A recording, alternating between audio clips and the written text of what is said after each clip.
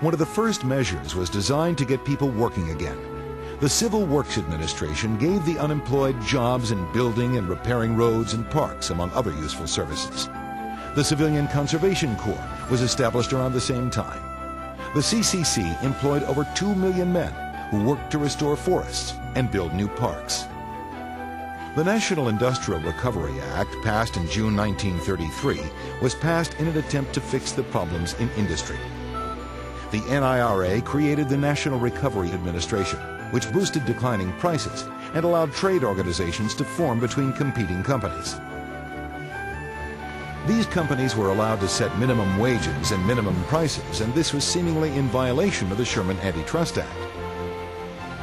Eventually, the Supreme Court ruled that much of the NIRA was unconstitutional because it allowed competing business to form unions that could be considered monopolies. One of the most important parts of the NIRA remained intact, however. The Public Works Administration was created to give more unemployed Americans a chance to earn a living while bettering society.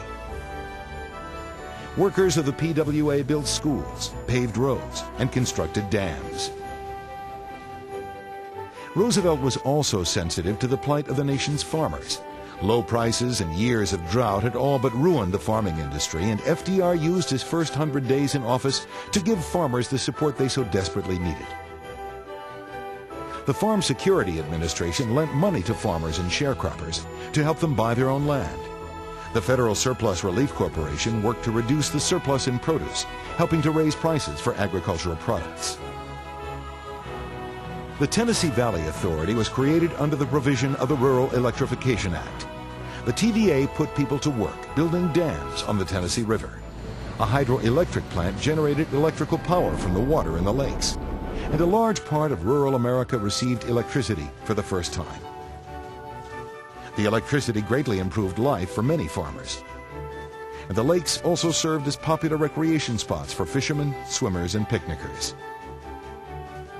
President Roosevelt was well aware that the economy was in a state of emergency. While programs like the TVA, the CCC, and the PWA created jobs for the unemployed, FDR knew there still weren't enough jobs for everyone who needed work. His answer was the Federal Emergency Relief Administration.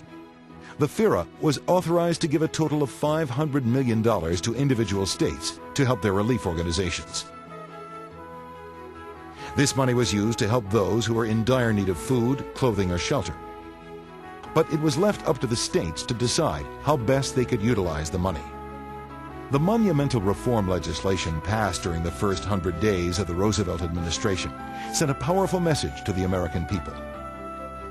The relief, recovery, and reform measures proved to the country that the president was committed to easing their suffering. But these very measures came with heavy price tags. To cope with the cost, the administration operated on a system called deficit spending. Simply stated, this meant that the federal government was spending more money than it was collecting in taxes.